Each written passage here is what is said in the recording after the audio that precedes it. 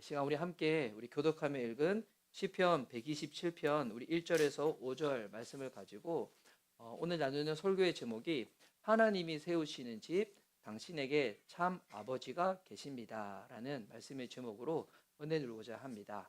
자, 우리 좌우 계신 분들한테 당신의 아버지가 계십니다. 참 아버지가 계십니다. 이렇게 한번 서로 축복하며 한번 인사할까요? 자, 시작. 당신에게 참 아버지가 계십니다. 참 아버지가 계십니다. 네. 오늘 설교를 할 때 저는 제 이야기를 좀 이렇게 예화로 많이 사용을 하잖아요. 오늘은 특별히 제 이야기를 많이 할 건데 저희 아버지에 대한 이야기를 많이 할 거예요. 제 아버지에 대한 이야기를 많이 할 거다 보면 여러분 오해할 수도 있어요. 와, 이상한 목사님은 아버지랑 참 이렇게 친하고 동독한 관계가 가까운 것보다 라고 오해할 수가 있는데 뭐 관계가 먼 건 아니에요. 먼 건 아니지만 또 그 관계를 통해서 하나님이 저한테 또 허락하신 은혜들 또 깨달음들이 있어서 그걸 좀 빗대어서 좀 나누고자 합니다. 오늘 우리가 읽었던 이 성경 본문은 주제가 아주 간단해요. 우리 청소년 친구들이 지금 다 주님 앞에서 임재 가운데서 다 엎드려 있어가지고 눈을 들고 제 눈을 바라봐도 괜찮아요? 제가 허경영 씨는 아니지만 제 눈을 바라봐도 괜찮아요? 내 눈을 바라봐, 넌 자유할 거고 내 눈을 바라봐, 너는 치유를 받을 거고. 제가 허경영 씨는 아니지만 제 눈 만약에 나를 안 받아보면 목사님 이렇게 해야 할 거야. 목사님이 내 이상형이라서 얼굴을 쳐다볼 수 없어 그렇다고. 그렇게 이해할 거야 진짜. 그다음부터 내가 어디 갈 때마다 얘기할 거야. 은하의 이상형은 이상한 목사님이라고. 가은의 이상형은 이상한 목사님이라고. 그거를 원하면 안 쳐다봐도 돼. 이거 갑자기 자의식이 되게 충만해지네. 자, 오늘 우리 가정에 대한 이야기를 좀 할 건데 이 가정에 대한 이야기를 할 때 제가 고민이 많이 됐어요. 왜냐하면 너무나 중요한 주제이고 우리가 많이 다뤄야 될 주제인데도 불구하고 지금의 시대에는 깨어진 가정도 많이 있고 특별히 부모님으로부터 좀 힘들거나 상처를 받았고 또 아직까지 눌려있는 분들도 많이 있거든요.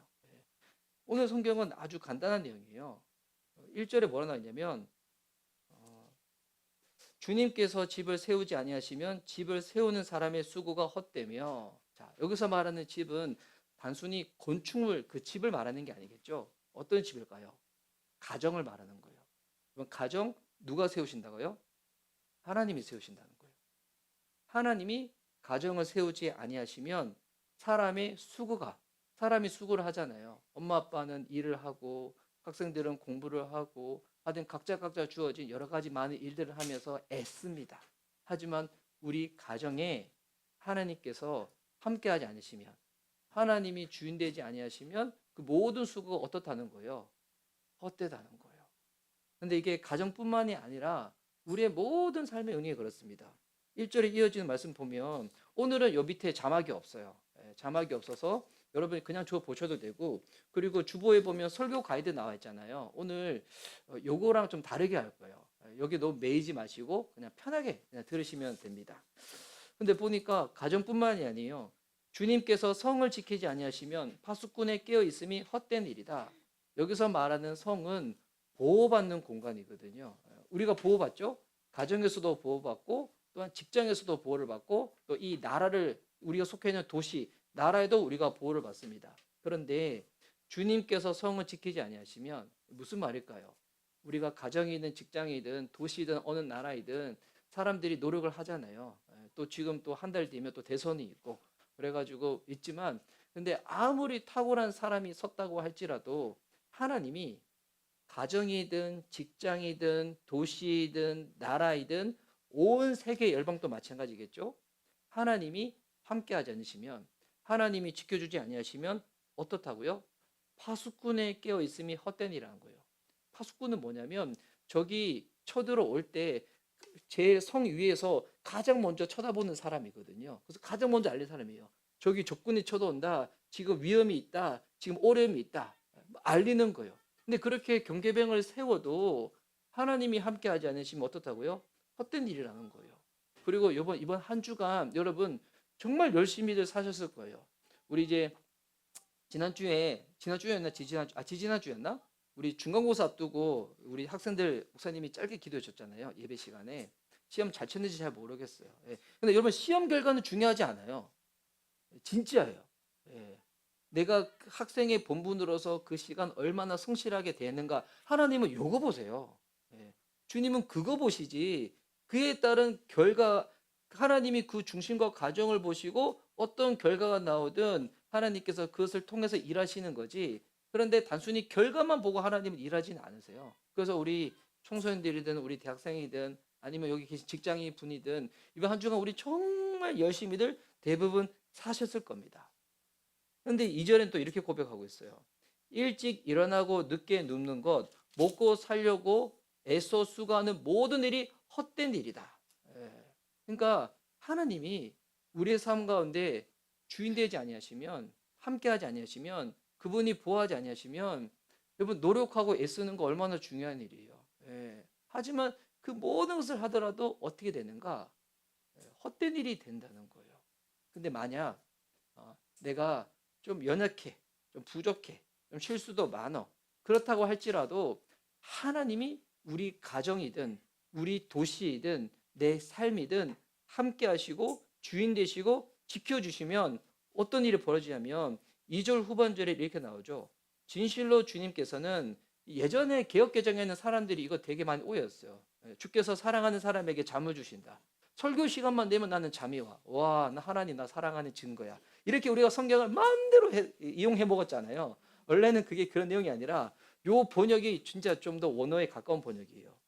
진실로 주님께서는 사랑하시는 사람에게는 그가 잠을 자는 동안에도 복을 주신다. 그러면 사람이 가장 무방비한 상태가 언제예요? 자는 시간이에요. 그래서 지금 우리나라 같은 경우도 지금 우리나라는 아직까지 휴전 상태잖아요. 아직까지 우리나라는 공식적으로 전쟁 중인데 전쟁을 잠시 쉬어가고 있는 중이에요. 그러니 이제 군대가 있죠. 근데 우리 이제 남자들이 우리 찬양이나 주다도 눈 감았다 뜨면 군이 돼 있을 거야. 예. 그래서 이제 군대를 가면 우리 밤에 우리가 편안하게 잘 수 있도록 군인들은 경계를 쓰죠. 돌아가면서 보초를 쓰죠. 예. 그럼 왜 보초를 쓰는 겁니까? 적이 쳐들어올까 봐. 적이 어떨까 봐. 그러니까 그 불안한 마음 때문에 하는 거예요. 그래서 세상에서 우리가 바라는 바, 우리가 와, 저 사람처럼 되면 얼마나 행복할까? 예. 돈이 많든 인기가 많든 명예가 많든 권력이 많든. 근데 그런 사람들조차도 밤에 불면증 때문에 신앙사람들이 얼마나 많이 있습니까? 여러분 왜 밤에 불면증 때문에 시달릴까요? 두려우니까. 걱정이 너무 꽉 차다 보니까 생각에 꼬리를 물다 보니 두려운 가운데 밤에 잠이 안 오는 거예요. 근데 여러분 하나님께 맡기면 어떤 일이 벌어지는지 알아요? 하나님께 맡기면 주님이 내 삶 가운데 함께 하시고 보호하신다는 믿음이 있으면 이 말씀이 내 삶 가운데 실제가 돼요. 사랑하는 사람에게는 그가 잠을 자는 동안에도 복을 주신다. 그러니까 내 삶 가운데 아무리 힘들고 오늘이 주변에 있다 할지라도 그냥 쿨쿨쿨 잠을 잘 잘 수 있는 거예요. 왜? 믿음이 있거든요. 하나님이 나를 지켜주신다는. 그러니 사도행전에 보면 베드로 같은 경우는 감옥에 붙잡혀서 그 다음날 어떻게 될지도 모르는 상황 가운데서 신라와 뭐예요? 밤에 자고 찬양하고 그렇게 있잖아요. 어떻게 그게 가능해요? 하나님이 지켜주신다. 이 믿음이 있으면 가능해요.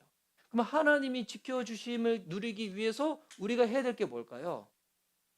내가 붙잡고 있는 것이 아니라 그분께 맡기는 거예요. 그분께 맡기는 거. 요즘 제가 이거 참 묵상 많이 하거든요. 믿음이 무엇인가? 믿음에 대해서 여러 가지 많이 정의할 수 있어요. 아직 예수님을 안 믿으신 분들이 예수님 믿는 그 믿음. 근데 예수님 믿고 난 다음에 우리가 일상을 살아가는 동안에 우리의 삶 가운데서 또 믿음으로 살아갈 때 우리는 믿음을 되게 관념적으로 이해할 때 있지만 이 믿음이라는 것은 되게 실제적이에요. 믿음이 뭐냐면 맡기는 거예요. 맡기는 거. 네. 이 주일날 예배를 드릴 때도 여러분 설교자들 같은 경우는 긴장을 할 때가 있거든요. 네. 왜 긴장을 할까요?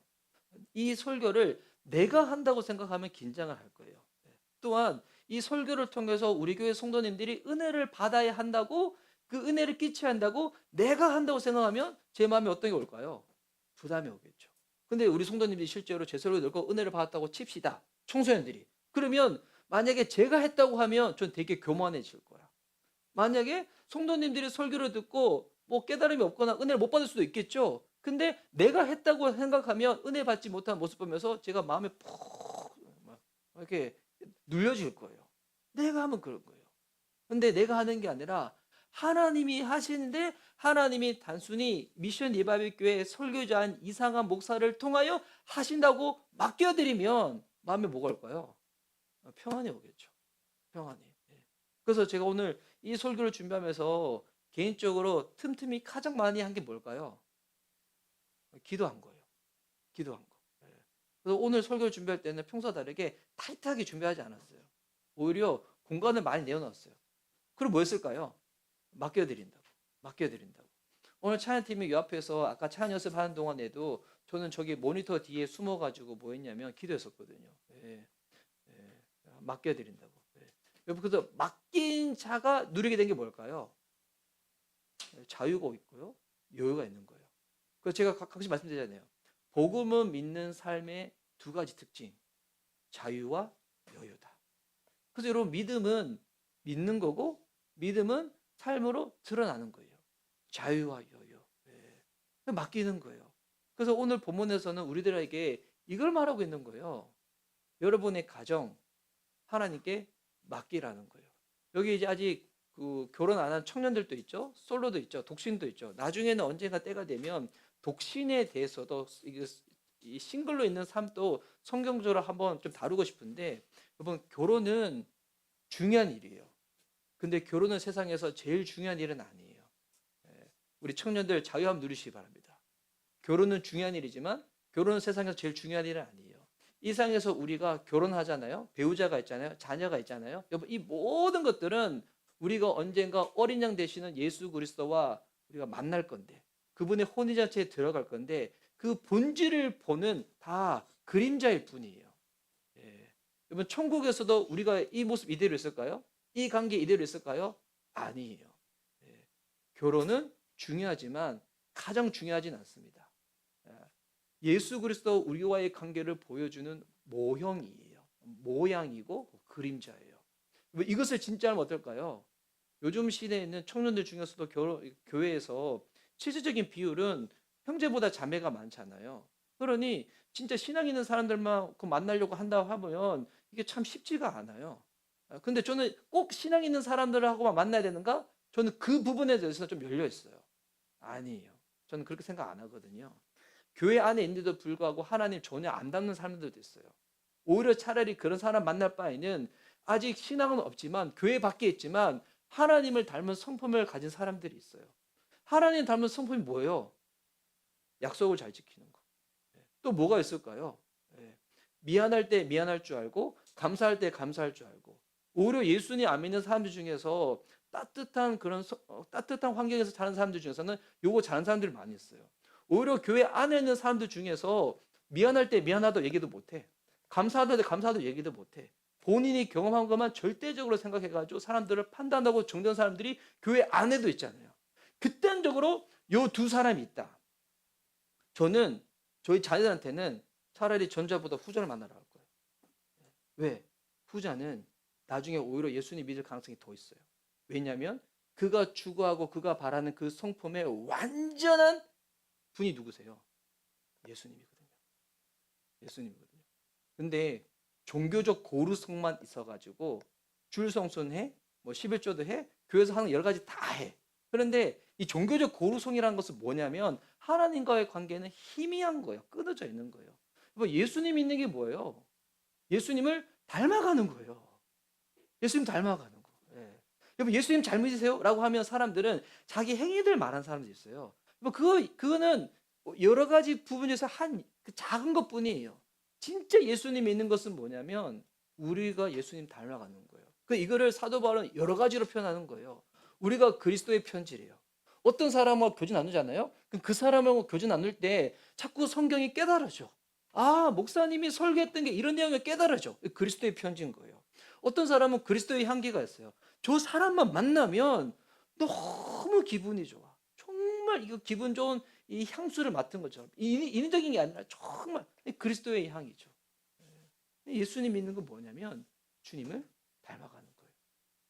주님 닮아가면 어떻게 될까요?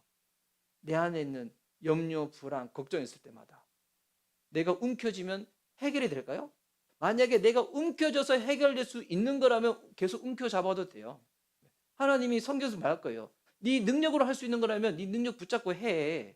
근데 여러분, 우리가 참 이게 시간이 지나서 나중에 깨닫게 돼요. 내가 붙잡고 있다 해서 되는 것이 아니라 정말 이거 내가 할 수 없는구나. 그래서 하나님이 우리들한테 뭐를 사용하시냐면 시간을 사용하세요. 시간이라는 재료를 사용해서 내가 이거 정말 내가 할 수 있다고 생각했는데 시간이 지나면 지날수록 이게 진짜 그래서 정직한 게 되게 중요해요. 솔직한 게 되게 중요해요. 이거 내가 못하는 거구나. 내가 우리 자녀 못 바꾸구나. 내가 우리 교회 내가 새롭게 할 수 없구나. 내가 이 사람 내가 변화시키지 못하는구나. 자녀든 배우자든 가정이든 직장이든 나라든 열방이든 교회든 이거 내가 변화시킬 수 있는 게 아니구나. 이 철저한 실존주의적이고 존재적인 고백이 나올 때까지, 이 내 고백이 될 때까지 하나님이 우리를 기다리세요. 왜냐하면 진짜 신앙은 내가 자원하고 자발적으로 움직일 때 진짜 내게 돼요. 청소년들 느끼지 않아요? 우리 모태신앙 느끼지 않아요? 어렸을 때부터 부모님과 자라가지고 익숙해서 교회는 오지만 자원에서 올 때도 있지만 자원에서 오지 않을 때도 있잖아요. 그 어떤 차이냐면 우리 라미가 정말 솔직한 고백했는데 그 신예찬 제가 나중에 우리 사촌 누나가 신예찬이랑 예전에 밴드를 같이 했었기 때문에 저 사촌 누나 만날 때 내가 라미한테 한번 전화해서 통화할 수 있게 한번 해주겠다고. 그랬더니 라미가 저한테 바로 뭐라 얘기했는지 알아요? 죽어도 여한이 없다고. 와. 예. 얼마나 솔직해요. 예. 그 고백 나중에 주님이 바꾸실 거야. 당장은 아니어도 와, 나 예수님 때문에 죽어도 여한이 없다고. 와, 얼마나 솔직해, 얼마나 솔직해. 예. 이거예요. 여러분이 좋아하는 어떠한 뭐 전시회를 간다, 콘서트를 간다, 뭐 어떤 행사를 간다, 경기를 보러 간다. 제가 원래 이제 연주라 가지고 원래 내일 모레 저희 가족들과 같이 프로야구를 보러 가고 싶었거든요. 그래서 제가 노력을 했어. 노력했는데 11시에 오픈된 데서 11시에 바로 들어갔는데 대기자 18,000명. 대기자 저 처음에 몰라서 계속 새로 고침했거든요. 새로 고침할 때마다 18,000명, 19,000명, 2만 명, 22,000명. 봤더니 새로 고침하면 안 된대요. 예. 그래서 5월 5일 실패. 5월 6일 다시 재도전. 그래서 이번에는 하자마자 바로 했는데 교회 컴퓨터로 해가지고 PC방 갔어야 됐는데 했더니 이번에도 17,000명. 와. 그거 왜 했을까요? 누가 시켜서 억지로 했을까요? 아니요. 제가 너무 하고 싶어가지고. 하고 싶어서. 여러분, 언제 진짜 설레는 마음, 기대하는 마음, 그리고 내 것이 되는지 알아요? 자원할 때. 자원할 때. 예. 오늘 우리 최양식 목사님 찬양 기도할 때 저는 진짜 그런 기도가 들었어요. 어떤 마음 들었냐면, 우와, 이 시간이 우리 청소년들한테, 우리 청년들한테, 우리 교회 성도들한테 내가 그 좋아하는 어떤 것의 콘서트보다 더 기다려질 수 있는 시간이 될 수 있도록 하나님 우리들의 신앙이 자라게 해주십시오.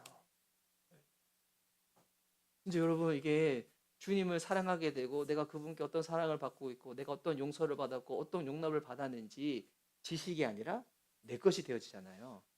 아까 우리 시향식 목사님 찬양할 때 인도자 세션들 악기 실력 상관없어요. 이 노래 가사는 내 고백이에요. 내 고백이기 때문에 그냥 내가 주님께 부르는 거예요. 내가 주님께 부르고 싶은 그 시간, 그게 뭐예요? 그게 예배예요. 여러분, 예배는 제가 처음 말씀드렸죠. 단순히 목사님 설교 들어오는 게 예배가 아니에요. 여러분, 예배의 제일 중요한 여러분 순간이 어떤 순간인지 알아요? 설교예요? 아니에요. 찬양하는 시간이에요. 예배에서 제일 중요한 시간은 하나님을 높이는 시간이에요. 그래서 하나님이 우리랑 소통하기 위해서, 교제하기 위해서 예배에는 보면 하나님께 우리가 올려드리는 시간이 있고 주님으로부터 받는 시간이 있어요. 설교 시간 뭐 하는 거예요? 하나님의 음성을 듣는 거예요. 듣고 또 주님 앞에 또 올려드리는 거예요. 그래서 예배 보면 우리 교회는 예배가 단순하지만 주고받고 주고받고 주고받고 이게 뭐예요? 대화고 교제고 예배인 거예요. 주고받고 주고받고. 근데 지금 우리 이제 뭐 대부분의 기성교회는 너무 약간 정통적으로 형식적으로만 좀 꾸며져 있는 부분들이 많이 있죠. 근데 우리 교회는 또 교회 처음 오시는 분들 또 이렇게 청소년들이 있다 보니까 최대한 순서는 심플하게 하려고 하지만 제가 또 늘 이렇게 기도하고 경계하는 건 뭐냐면 야 이게 형식화되고 종교화되면 안 된다. 이 안에 주님과의 소통이 계속 있어야 된다. 주님께 막 올려드리고 그리고 주의 말씀을 듣고 또 설레는 마음으로 또 기도하면 또 찬양하면 탁 올려드리고 이게 예배거든요. 다시 돌아가서 여러분 그래서 가정은 하나님이 세우십니다. 여러분이 속한 가정, 여러분이 그 세우고자 하는 뭐 배우자, 자녀 하나님이 세우십니다. 근데 하나님이 가정을 세울 때 하나님은 어떻게 세우시냐면 이거 잘 이해하셔야 돼요. 하나님이 사람들을 통하여 가정을 세우세요. 특별히 여러분 가정에는 누가 영적인 권위자예요? 아버지.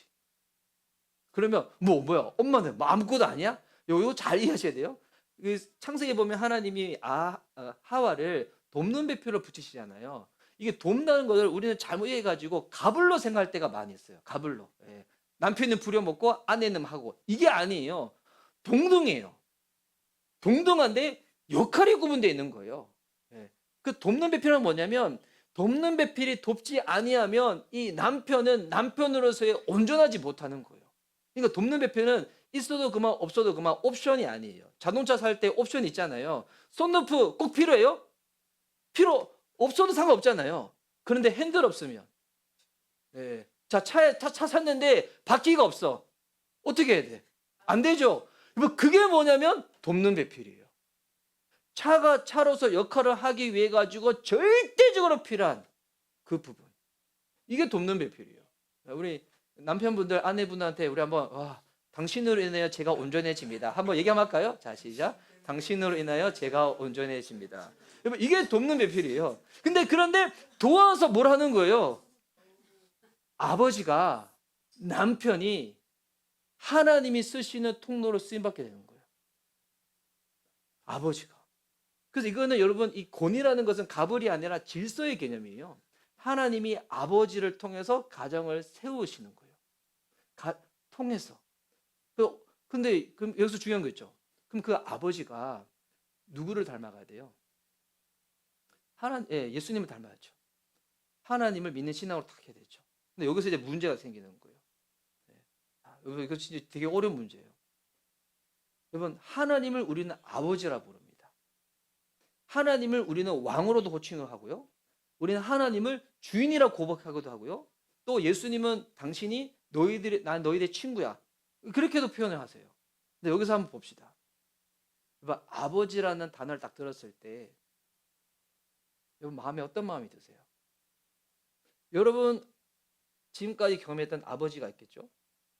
대부분은 한 분이시고 어떤 분은 아버지가 여러분인 분도 계셨을 거예요. 여러분 아버지 할 때 마음이 어떠세요? 이게 우리들에게 있어서 어려움이에요. 저희 아버지 이야기 잠깐 할게요. 저희 아버지는 경상도 분이셔가지고 쭉 했는데 저는 어렸을 때는 저희 아버지가 뭐 되게 좀 저희 아버지는 지금도 그렇지만 새벽 6시 정도면 나가세요. 그리고 퇴근해서 돌아오시면 요즘은 한 7시, 8시 들어오시는 것 같아요. 8시 정도 들어오시는 것 같아요. 제가 어렸을 때는 늘 늦게 들어오셨죠. 저희 아버지는 제가 어렸을 때부터 이발사였고 지금도 이발사로 일하고 계십니다. 근데 저희 아버지 연세가 많으세요. 80이 넘으셨어요. 근데 아직도 일하세요. 아직도 일하셔가지고 본인의 그 가게를 꾸리시고 그리고 보니까 저희 아버지 제가 11조 안 하는 줄 알았는데 저희 아버지 11조 하시더군요. 하고 그러세요. 근데 제가 어렸을 때는 저희 아버지에 대해서 제 안에 불편함이 좀 많았어요. 저희 아버지가 이발사 하시다 보니까 쉬는 날 언제 하냐면 되게 화요일 아니면 목요일이셨거든요. 아버지가 쉬고 집안에 가끔 계실 때가 있으면 좀 불편했었어요. 왜 불편했냐면 저는 아버지랑 따뜻한 대화를 나눠본 적이 별로 없었거든요. 물론 아버지가 저희 가정을 위해서 열심히 일한다는 것은 알고는 있었어요. 왜? 제가 지금이야 제가 이발소 안 다니죠. 예, 이발소 안 다니신 분 중에 몇 분 계시죠? 예, 안 다니지만 제가 이거 머리털 있었을 때는 저희 아버지한테 늘 깎았거든요. 근데 아버지 일하는 가게에 가면 아버지 너무 열심히 일하시는 거예요. 예. 그걸 제가 늘 봤었기 때문에 우리 아버지가 가정을 위해서 헌신한다는 것은 알고는 있었지만 저와의 관계에 있어서 아버지가 따뜻한 이야기를 하거나 저랑 오붓한 대화를 나눠보거나 전 그랬던 적이 제가 대학 가기 전까지 거의 없었던 것 같아요. 근데 아버지가 몇 번 시도한 적이 있었는데 제가 고등학교 때 대학을 이제 가려고 할 때 그때 아버지가 그냥 같이 사우나 가자 해서 목욕하고 나오는 길에 잠깐 몇 마디 한 적 있었지만 저 아버지랑 대화를 15분, 30분 이상 해본 적이 거의 없었던 것 같아요. 예, 뭐 집에서 TV 보다가 어떤 얘기 나와서 그런 게 아니고 진짜 얼굴을 마주보고 대화 나눈 적이. 그러다 보니까 아버지가 좀 불편했었어요. 그리고 저희 아버지는 학력이 되게 짧으세요. 예, 그 오남매 첫째신데 학력이 되게 짧으세요. 왜? 저는 할아버지를 본 적이 없거든요. 태어나기 전에 돌아가셨는데, 근데 저희 할아버지 이야기를 저희 아버지와 작은아버지 통해서 들은 적이 있었어요. 저희 할아버지가 가무에 되게 능하셨대요. 예, 노래를 되게 잘하시고 장구를 되게 잘 치셨대요. 그래서 저희 할머니한테 그 얘기 들었었는데 진짜 평양에 있는 기생이 좋아서 따라올 정도로 그랬다고 들었어요. 예. 예? 처음 들어봐요? 예, 저 들었었어요. 예. 그래서 저희 아버지랑 저희 작은아버지한테 들은 게 처음이었어요. 그런데 저희 아버지도 그랬던 것 같아요. 그러다 보니 저희 아버지의 아버지, 저희 할아버지죠. 돌아가시고 이 가정을 본인이 건사해야 되는 거예요. 그래서 제가 10대 때부터 일을 하셨다고 제가 들었었거든요. 우리 할머니 모시고 어머니 모시고 저희 할머니죠. 어머니 모시고. 그러니까 저희 아버지는 뭐를 못 봤을까요? 예, 아빠한테 따뜻하게 대화를 하고 사랑을 받고 용납을 받고 용서를 받는 그 부분이 되게 부재했을 거예요. 결핍이 있었을 거예요. 그런데 당신이 결혼했습니다. 자녀를 낳습니다. 저희 아버지 되게 성실하시거든요. 지금도 집에 가면 저희 아버지가 청소하시고 분리수거 다 하시거든요. 예. 자기 관리 정말 철저하세요. 예.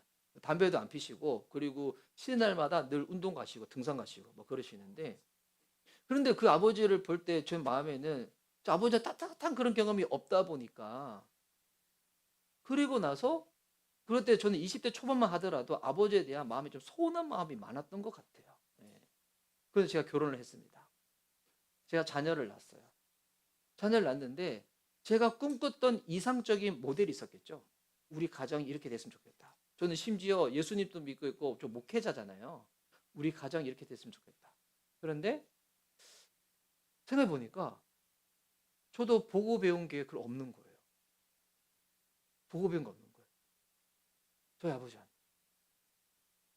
그러면 어떤 생각이 드냐면 아버지한테 서운한 마음이 든 게 아니라 우리 아버지도 그런 경험이 없으시겠구나 하는 마음이 들었어요. 네. 그리고 아버지를 이해하게 됐죠. 아버지도 되게 힘드셨을 건데 어떻게 보면 저보다도 그때 당시 저희 아버지 세대는 더 힘든 세대잖아요. 6.25를 경험한 세대잖아요. 더 힘드셨을 건데 무언가 모를 그 책임감으로 가족을 지키셨구나. 그러고 난 다음에 제가 지금 아버지에 대해서 지금 어떤 마음이 드냐면 제가 2주 전에 우리 지선 형제님이 토요일 날 훈련을 하는 그 모임에 갔었거든요. 그때 이제 예수전도단의 DTS를 축약형으로 하는 건데 마지막 시간이 아버지의 마음에 대한 정체성에 대한 것이었어요. 그래서 가서 보니까 그 DTS 하신 분한테 들어보니까 제일 중요한 그 시간이 그 시간이래요. 예. 저 어떻게 하냐면 요고프레스 우리 건대 후문 있잖아요. 그 사장님도 DTS 하셨거든요. 그분께 DTS 하셨던 그 훈련 강사님이 저랑 신학교 동기 목사님이세요. 예. 세상 되게 좁아. 가은아, 그래서 사회생활 잘해야 돼. 예, 되게 좁아. 너 또 훌륭해. 너 되게 잘하는 것 같아. 예. 그래서 기대하고 있어. 예, 예. 근데 그 시간이 제일 중요한 시간이라는 거예요. 근데 그때 간사님이셨던 목사님이 그 얘기 하셨거든요. 여러분, 아버지를 통해서, 그러니까 실제적인 육적인 아버지를 통해서 하나님에 대해서 여러분 좀 알게 된 모습이 있으면 나눠 달라고.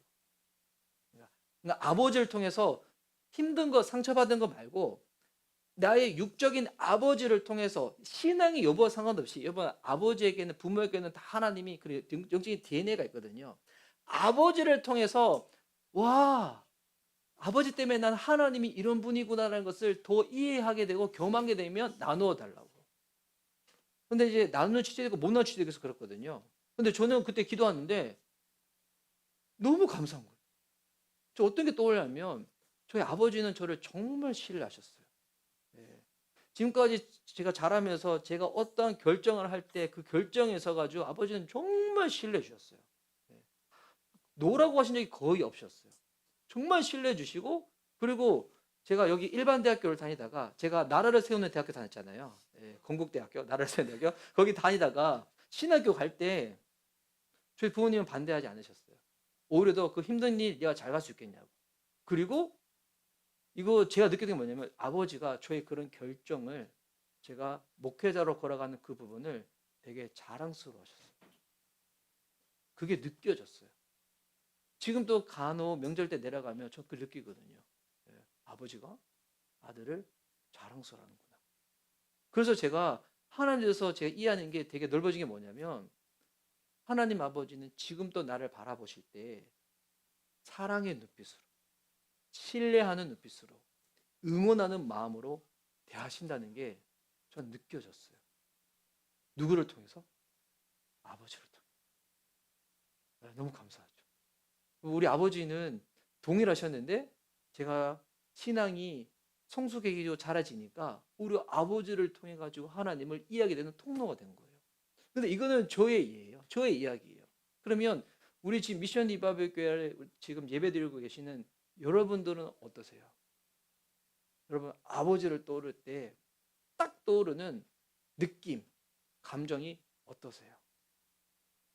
어떤 분들은 정말 불편하신 분도 있을 거고 서운한 분도 있을 거고 또한 어떤 분들은 태어날 때부터 아버지가 안 계셔가지고 아버지의 부재 중에서 그렇게 성장하신 분들도 계실 거예요.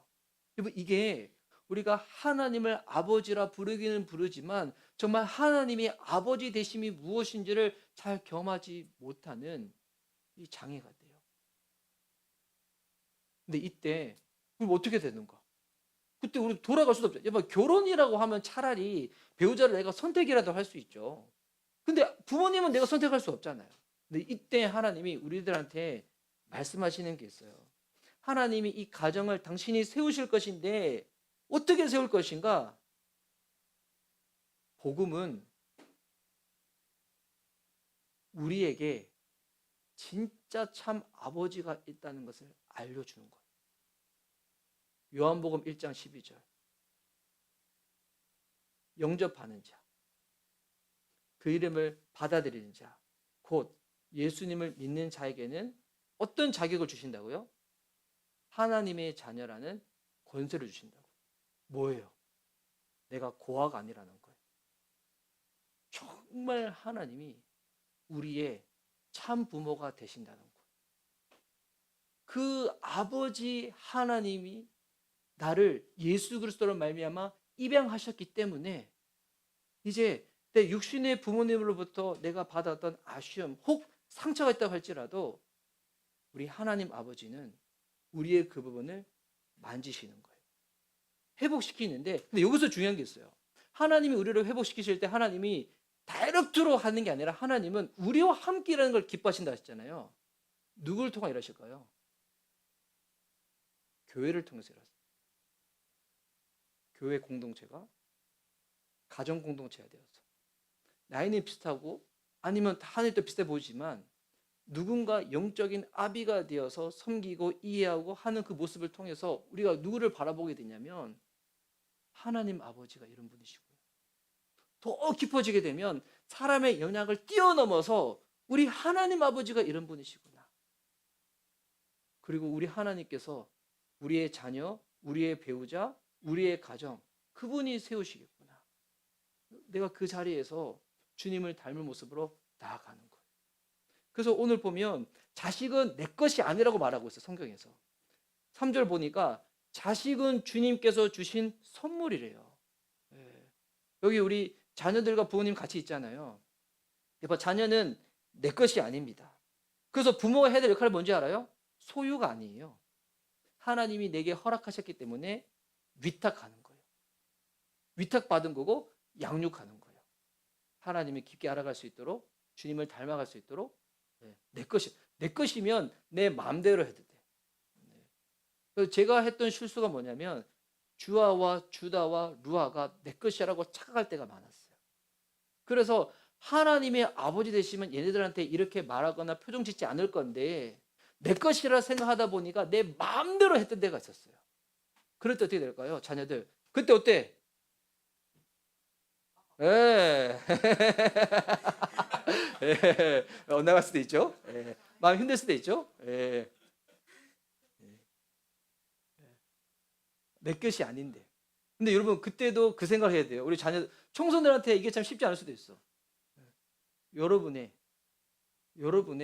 부모님도 어떻게 보면 진짜 아버지가 필요한 누군가의 자녀였어.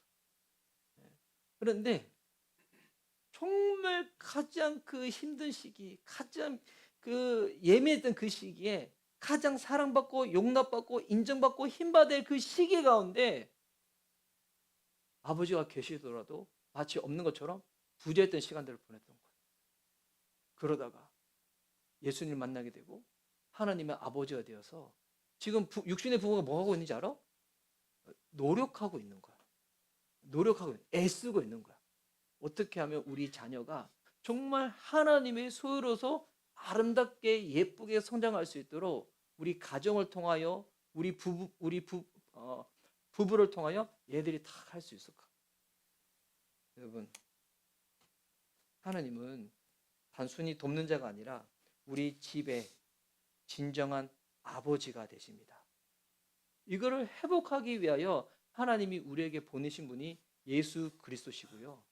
예수님을 통하여 예수님이 주인된 그 공동체 교회를 통하여 하나님이 나도 세워 가시지만 가정도 세워 가시고 교회도 세워 가시는 거예요. 우리가 해야 될 게 뭘까요? 맡깁시다. 주님께 맡기는 거예요. 맡기지 못했을 때 너무 속도를 내가 빨리 가고 했었을 때 그때 여러분 부장도 생기고 어려움도 생기는 거거든요. 오늘 목회 컬럼 나중에 꼭 한번 읽어보시고요. 맡기지 못했을 때 여러분 시간이 지나면 우리는 꼭 실수를 하게 돼요. 제가 어제 우리 목장 모임 때 그 고백을 나눴었거든요. 저랑 송이사모가 우리 목자님들 우리 성도님들과 더 충분히 시간을 갖고 천천히 목자를 세우고 목장을 분과해도 되는데 그때 하나님의 시선과 하나님의 마음을 이야기보다도 교회에 그냥 생일에 맞춰가지고 하려고 하다 보니까 이게 좀 부작용을 일으켰구나 라는 생각이 들었어요. 그래서 그 부분에 대해서 우리가 좀 잘못을 시인하고 좀 나누는 시간을 가졌었는데 그러니까 제가 맡기지 못한 거죠. 제 생각대로 맞춰가려고 했던 거죠. 이게 왜 하냐면 그럴 때 여러분 시행착오가 생기거든요. 근데 놀라운 것은 뭐냐면 우리가 실수하고 우리가 자녀에게나 부모에게나 아니면 형제 자매한테 잘못한 그 부분이 있다고 할지라도 하나님은 우리를 정죄하지 않으세요. 오히려 그 실수마저도 하나님은 사용하셔서 우리를 더욱더 겸손하게 만드시고요. 하나님이 얼마나 완전하신 주님이신지 우리로 하여금 경험케 하십니다. 맡깁시다. 주님이 세우실 겁니다. 가정도 교회도. 우리 한 달 뒤에 대선에 제가 한 달 전이니까 미리 말합니다. 누가 뽑히든 여러분 믿으시기 바랍니다. 대한민국 망하지 않습니다. 대한민국 망하지 않습니다. 하나님을 주인으로 모시고 있는 우리가 믿음으로 살아가는 한 대한민국 망하지 않습니다. 하나님께 맡겨서 그분이 통치하시고 그분의 사랑으로 회복되어지는 우리 미션 리바이벌 교회 한 분 한 분, 가정, 우리 교회, 도시, 나라 하나님이 다스리는 이 세계와 열방될 수 있기를 예수님의 이름으로 축복합니다. 아멘. 우리 함께 기도하시도록 하겠습니다.